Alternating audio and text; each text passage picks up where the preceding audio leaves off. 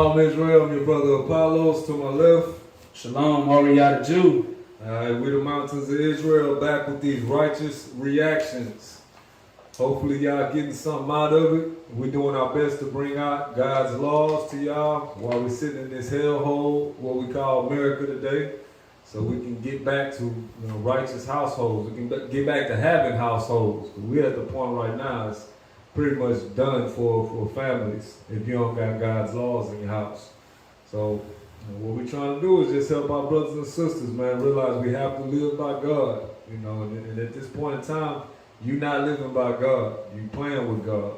And this whole time, we've been thinking the Heavenly Father is a joke, but He got rules and regulations, and He tells us we have to go by them in order to love Him or serve Him. So what we're doing is trying to let you know that you're not serving Him until you're doing what He say to serve Him. But yeah, go ahead. Yeah, man. So y'all know it's all love. We love y'all, but more importantly, we love the Most High more. So y'all make sure y'all like, comment, subscribe, and share the video if y'all get anything out of it. And just remember that the angels are watching. Come on. So yeah, we're gonna get a script first and start off with. It's Proverbs 15, verse 3. This is the book of Proverbs, chapter 15, verse 3. Mm-hmm. It says, "The eyes of the Lord are in every place, beholding the evil and the good." So the script says God's eyes are everywhere.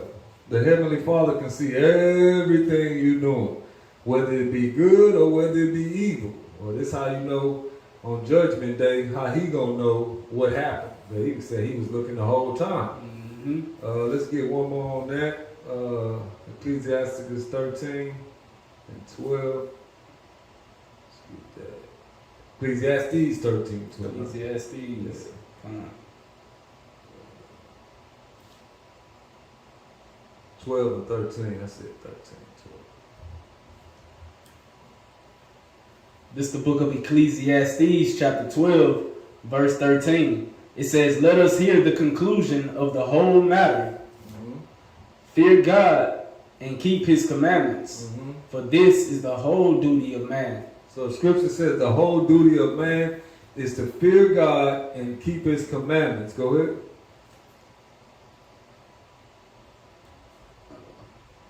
It says, "Fear God and keep His commandments, for this is the whole duty of man.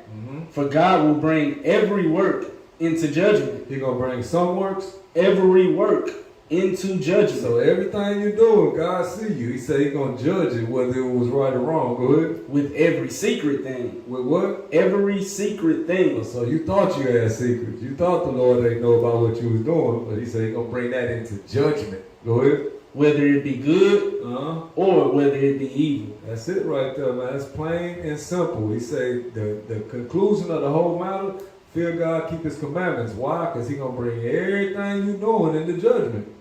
Whether it be good or whether it be evil. Let me get one more. One of the classics, Isaiah 5. Isaiah 5:20. Because He say He gonna bring it in. He gonna let you know whether it be good or whether it be evil. This is the book of Isaiah, chapter 5, verse 20. It says, "Woe unto them that call evil good and good evil." So He said, woe to them that call evil good and good evil. Why? Because He gonna bring it into judgment, whether it be good or evil. And it don't matter if you change the rules already and say, oh, I think this good now. But He said He gonna bring it into judgment, whether it's good or evil by His terms. And He said, if you call it good evil, it's gonna be destruction to you. If you call it evil good, it's gonna be destruction to you. But yeah, that's what it is, man. The angels are watching. That's the eyes of the Lord. It's the angels in the scriptures. So they tell you He watching, and He watching all of the good and the evil. Let's get one more for him. 1 Peter 3 and 12. Come. For the New Testament. You know what I'm saying? Just in case they need to see it in the New Testament. You know what I'm saying? Some of them have to see it in the New Testament. They have to, man. So yeah, this is the book of 1 Peter, chapter 3, and verse 12. I got you. Okay. For the eyes of the Lord are over the righteous. Over the who? The righteous. The righteous are those that are doing the will of God, doing what God says. That's what's right. That's what's good to God. And His ears are open unto their prayers. Right. He's hearing those who are doing his will. Everybody want to pray and ask God to keep them safe, protect their family, but nobody actually willing to do what God says except for the righteous. His God hears the righteous. Their prayers get to him. But the face of the Lord is against them that do evil. Yeah, you don't want God to be against you. You should do what he say. That's why it says he's with the righteous and against the evil. That's why I say, who can be against you when God is with you? That's right. He's with the righteous. So, yeah, man. So yeah, we just trying to let y'all know the Lord is watching. He is watching. He said his eyes are over the righteous. You want to do what he say? You want to obey him and serve him? He gonna watch you. He gonna watch over you and make sure you good. And if you don't, oh yeah, you gonna get that opposite action. Let me go start hitting from again. All right, you seen this one yet? I don't think so. Let's get it.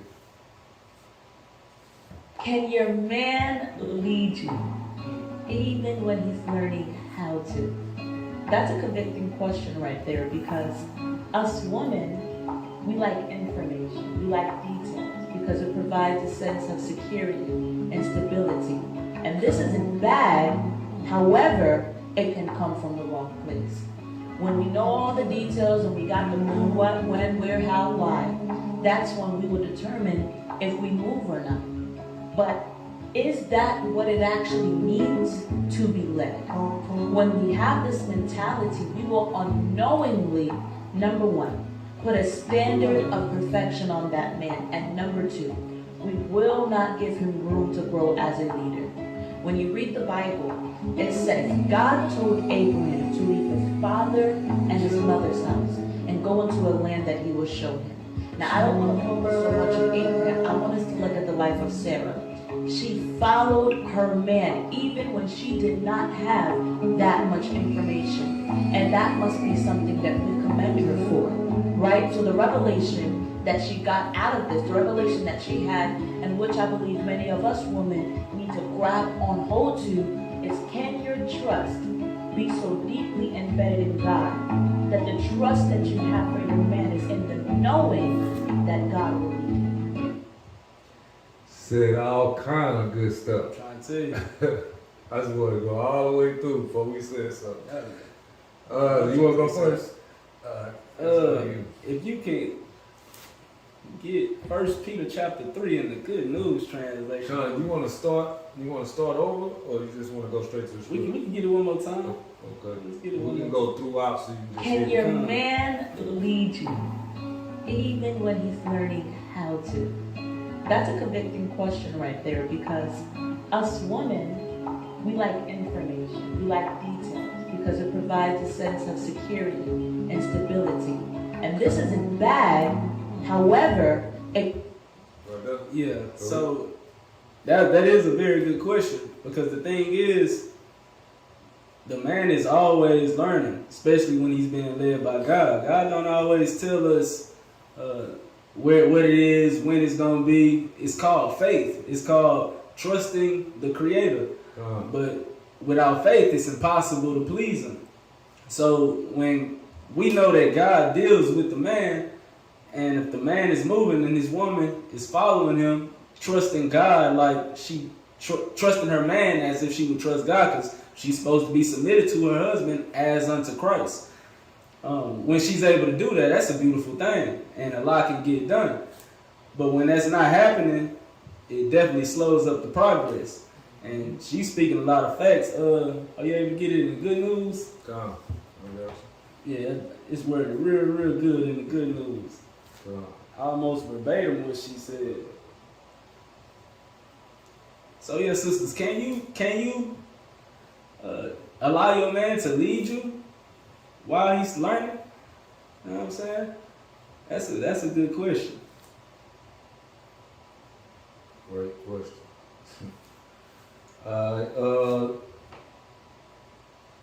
1 Peter chapter 3, verse, you want 6? It started like 5. Verse 5. For the devout women of the past who placed their hope in God. Place their hope in who? In God. So the devout women, the women of high moral stature, the women who actually did what the Lord commanded them. who place their hope in God, pay attention, sisters, used to make themselves beautiful by submitting themselves to their husbands. right? This is how they made themselves beautiful to God, by submitting themselves to their husbands, because they understood that this is what God required of them as a wife, as a woman, to submit to their husbands as unto Christ.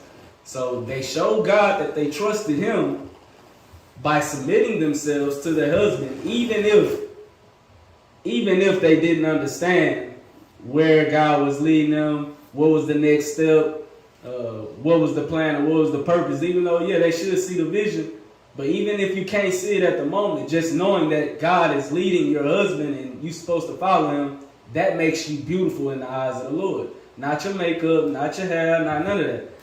Keep going up. Verse 6, Sarah was like that. Sarah was like that, and that's who she made a representation of in the video. She said, look at how Sarah did it. Sarah was just like that. Everybody want to be daughters of Sarah, but you got to actually do what Sarah did. Trust in her husband the same way she trusts in God. Keep going. She obeyed Abraham. She did what? She obeyed Abraham. Yeah, that's the key word. You got to obey. Not just when you feel like it. It ain't obedience if you doing it because, oh yeah, I want to do this too. No, obedience is doing something that you're not comfortable with, you don't really understand. That's what true obedience and submission comes from. Sarah was like that. She obeyed Abraham and called him her master. Call him her master. You are now her daughters if you do good and are not afraid of anything. Right, and that's good. Woe unto them that call good evil good. Right. This is good. This right here is good. Submitting to your husband as unto Christ and trusting God through your husband. Otherwise, you're not like the holy women in the Bible who God had a lot of respect for. You want to be like that, you want God to have respect for you, you should trust that God is leading your husband and trust your husband like you would trust Christ in everything. Go back to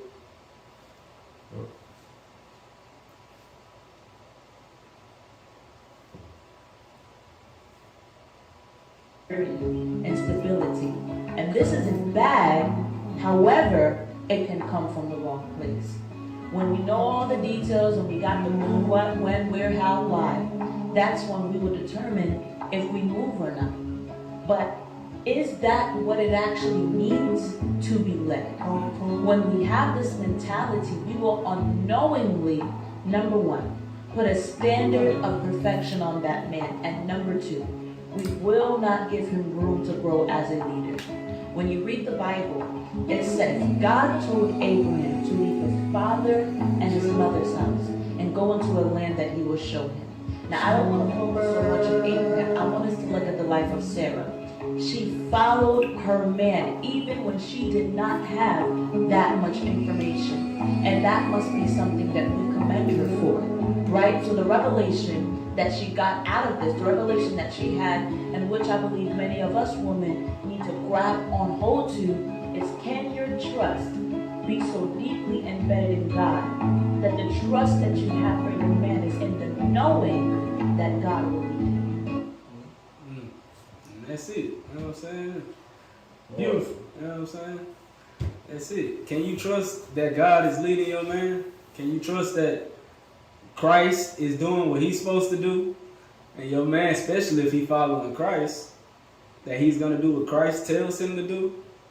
Because he get Proverbs 8 and 4 real quick. I got you. Because the thing about it is, Christ's voice is to the man. Christ speaks to, that's the order. The Most High God gives his instructions to Christ. Christ gives the instructions to the man gives the instructions to the woman. So if you can't trust that God is leading your man and your man can't tell you what to do because, oh, he not paying this or he not doing that, XYZ, then you're not really being led, sisters. And without being led, you can't be saved because you got to be led by a righteous man. You either being led to Christ and his salvation or you being led by a blind man who's going to lead you into darkness, who following after Satan. The choice is yours. This is the book of Proverbs chapter 8, verse 4. Unto you, O men, I call. Unto you, O men, Christ is calling. Go ahead. And my voice is to the sons of men. The truth of the matter is, men hear the voice of God way clearer than women hear it. And the only way a woman can really hear the voice of God is if she's listening and obeying her husband, who's following and submitting himself to Christ. Not saying Christ ain't gonna come to you and tell you something, because sometimes he can. But his voice is to the sons of men. This is why throughout the scriptures, there was always a man in charge. There was always a male leader. That's right. Because his voice is to the sons of men. So sisters, if you can't trust that God is leading your man, it's going to be impossible for you to be led. And yeah. That's right. Let me run through it one more again. Fine. She has some gems. Can your man lead you even when he's learning how to? Alright, stop right there. A lot of us got a big problem with a brother not knowing every damn thing. And if you feel like you called him up on any kind of thing, well, I know, oh, he don't know how to do this. Oh, I'm smarter than this nigga. Y'all, it's so easy to throw a man knowledge to the side like a man don't have no wisdom whatsoever as soon as you know how to do one thing better than him. Alright, so that's one of the biggest things. A lot of women don't want to lead a man that they feel like they know anything better than him. Guess what? We still learning like everybody else, but at the end of the day, we still more qualified to lead than you in every situation. That's right. Why? Because that's how God made us. That's a convicting question right there, because us women, we like information, we like details, because it provides a sense of security and stability. And this is in back. Go ahead. Sorry, Go ahead. get Genesis 3. Golly. She said we like information. So do. We like, this is the problem right here. This is a lot of sisters' problems. Nosy as hell. You know what I'm saying?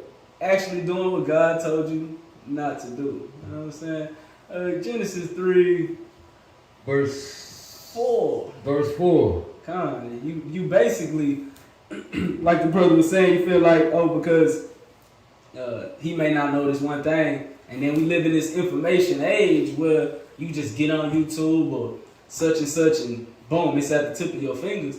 This is literally the same thing that got us in this position where we're actually dying today.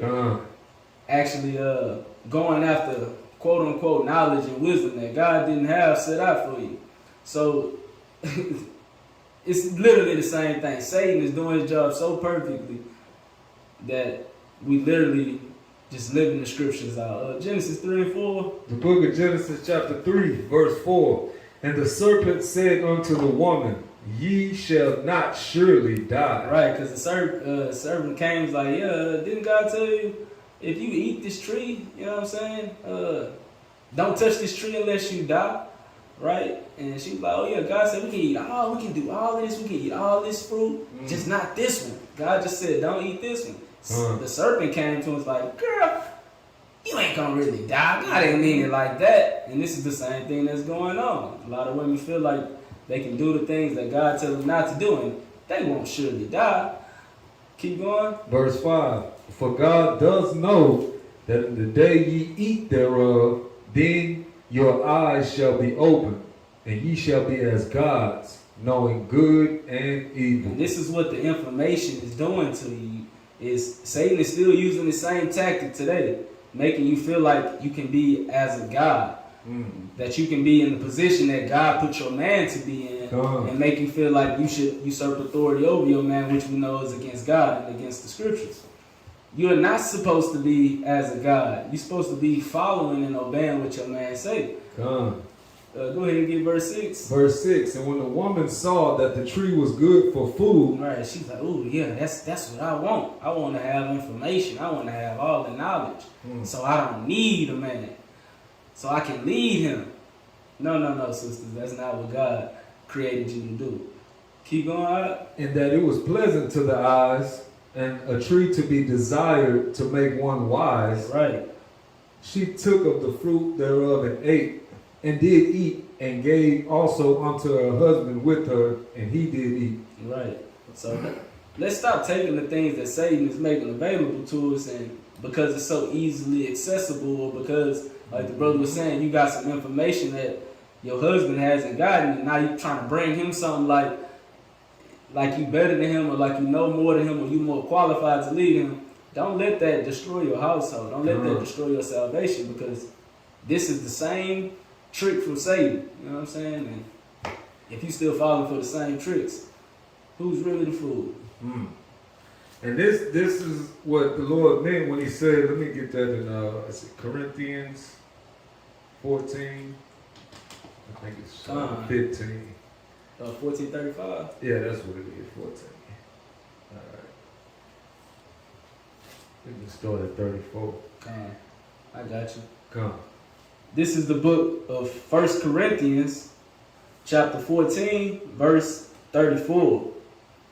It says, let your women keep silence in the churches, for it is not permitted unto them to speak, but they are commanded to be under obedience, as also says the law. That don't sound like your church, do it? You got women running their mouth all in there. Yeah, that's why we're trying to tell you, you're not keeping God's laws. You're around people that don't give a damn about God. But go ahead. And if they will learn anything. If they what? Will learn anything. And this is the thing about what the problem with Eve. Eve was trying to learn some other way outside of her husband. It said if she would learn anything, let them ask their husband. The sister that we were just watching talking about they want details, they want all this. Okay, cool, but you need to only get that from your husband, from your Lord. Like the brother was saying about Google and all that. It's to the point where the kids don't even trust their parents because they can go on Google and find out the information. And then they don't let them find out something that their daddy don't know or their mama don't know. Then they come in there thinking their mama's stupid. And that's the problem with having all this outside information around you.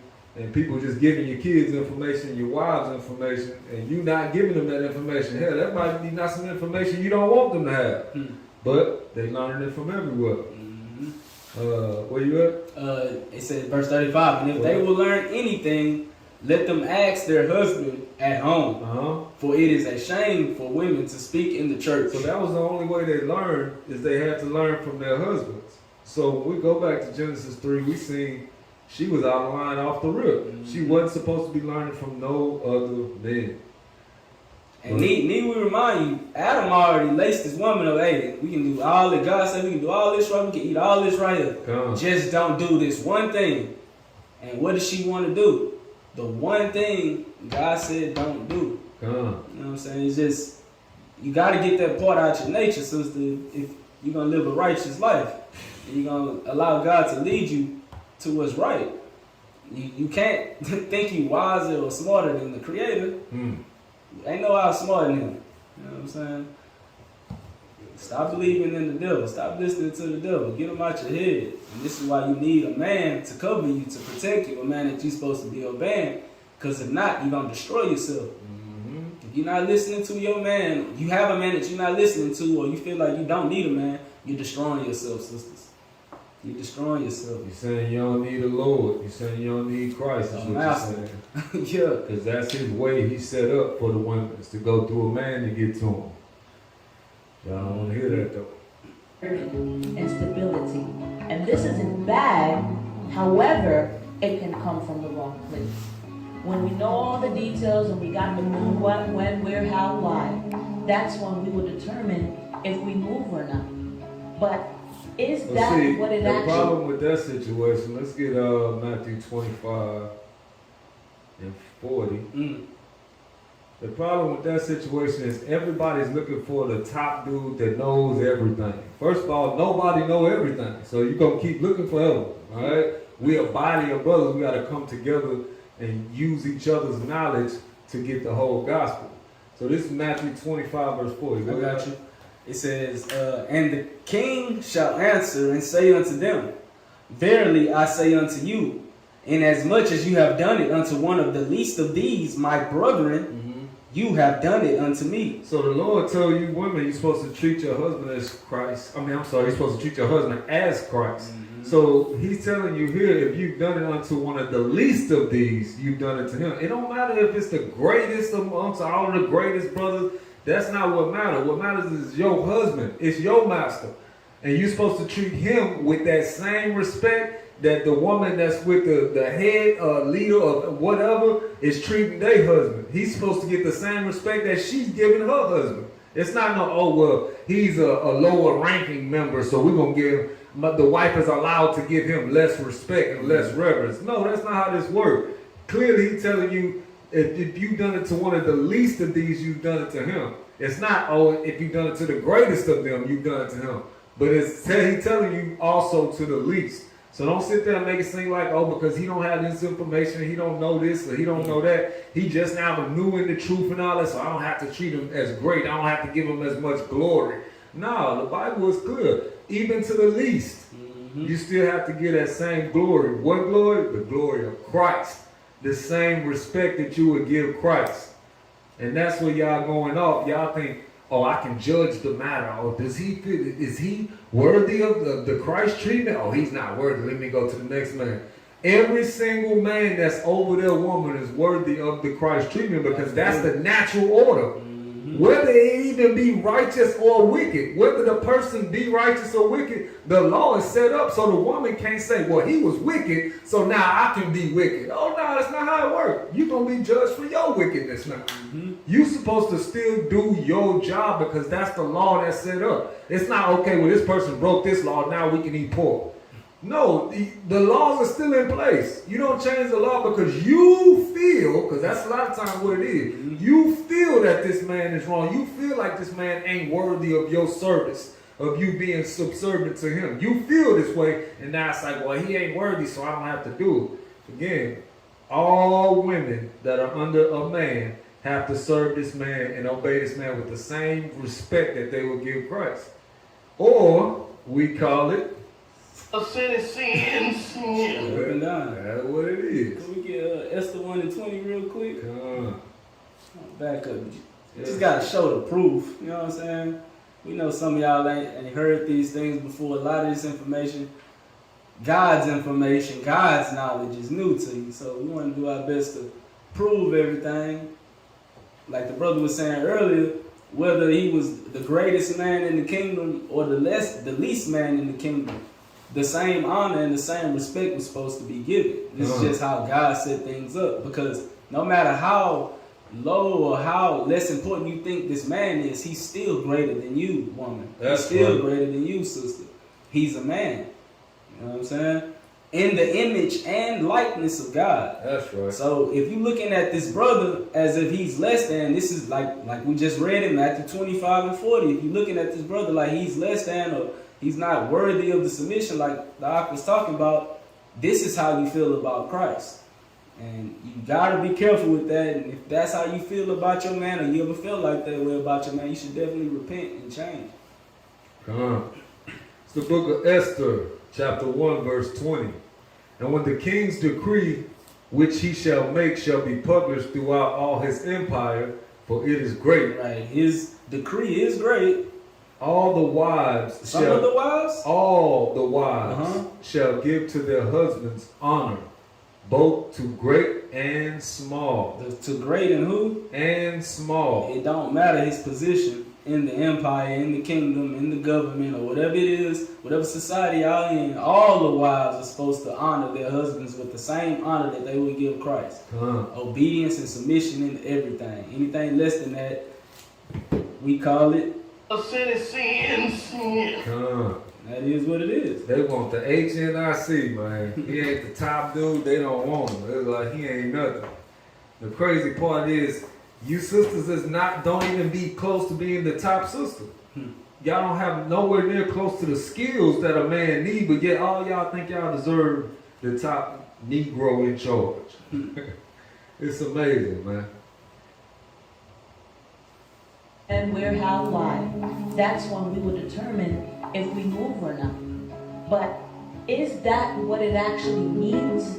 Hell no, that ain't what it means. Because if you're really trying to submit and serve and do the things that God said, you wouldn't be putting conditions. You wouldn't be setting all kind of bars like, okay, well, it have to be like this, and now I do what God said. Right. Well, it's ass whooping come with that. Sooner or later.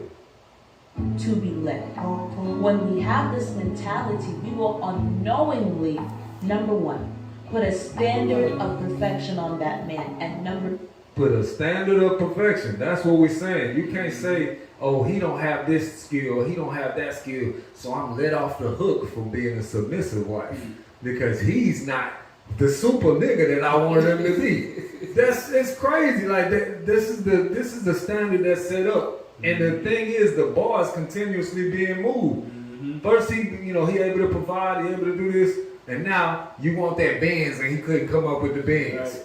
Now he ain't nothing to you. It's like the bar keep being moved, and we're not in a position in Israel. We're not in a position to keep on moving that bar with you. All right, we're not financially in that position here in this country. I know some of y'all might think y'all got a little bread here and there. Y'all ain't really got no bread, man. These white folks laughing at you, man. I'm keep it real with you.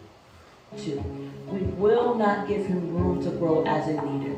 When you read the Bible, it says God told Abraham to leave his father and his mother's house and go into a land that he will show him. Now, I don't want to focus so much on Abraham. I want us to look at the life of Sarah. She followed her man even when she did not have that much information. And that must be something that we commend. That is what's lost today. That the fact that women just completely blindly trusted in their Lord with everything, we lost that today. That's why Ephesians 5:22, which we always bring out to you, the woman's supposed to submit in everything. So what we're talking about here, how the sister talking about, is your law, is your faith or whatever that strong to where you know God is leading them? Well, guess what, sisters? That's what's required of you, regardless. That is required of you to have that kind of faith in the Most High, that you're going to still give your husband all of that authority over you and all that glory that you would give Christ. Even though you don't know if he 100%. Because that's the excuse that every sister using. Well, I found some uncleanness in him, and I had to get rid of him. And this is not found in the scripture. There's no verse in the Bible you're going to show me where it's like, oh, okay, now it's okay for her to leave her husband. That's not found in there. We got to stop pretending like there's reasons for you to leave. There's no reason for you to leave, sister.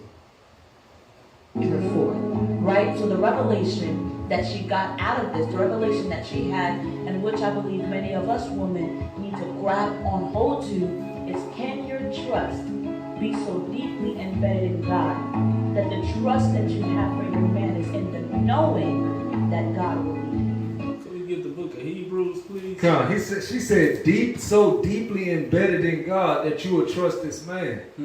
Sisters, y'all got to understand how far y'all done fell from this.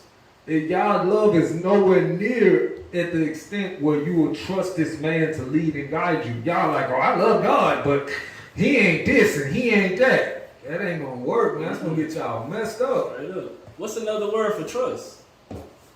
Can we say that faith is another word for trust? Come on. You know what I'm saying? So she asks, can your trust or your faith be so deeply embedded in God that you allow this man to lead you? Well, let's take a minute and let's edify on faith. Come on. You know what I'm saying? Hebrews 11. That's crazy. I was going to tell you the proof a little while ago and I forgot. What is? Hebrews 11. I want to start at 1. Get a couple scriptures. You know what I'm saying? That's crazy. I really was like, man. And I was trying to remember what it was and I forgot. This was it. All right, the book of Hebrews chapter 11 verse 1. Now faith is the substance of things hoped for, the evidence of things not seen. Now faith is praying and hoping for something, all right? But you got proof of something that you can't see. It's not tangible. So trusting again that God is leading your man, just like Sarah followed Abraham. You know what I'm saying? Abraham trusted God's voice when he told him to move, like the sister was speaking about, and they were blessed in his deed because of their faith, because of their trust in God and knowing that God gonna come through. God gonna hold his word. Because he can't lie. You know what I'm saying? That's one thing he can't do. So faith again is the substance of things hoped for and the evidence or the proof of things that's not seen. Can we jump down to 6 real quick? Verse 6. Everybody say they want to please God. Let's see how we supposed to please him. Verse 6. But without faith, it is impossible to please him. Without trust in God, without faith in God, it's impossible sisters, to please him without trusting that God is leading your man to where he needs to be and teaching him as they go. Even though you don't have all the answers, it's impossible to please the Father. Keep going.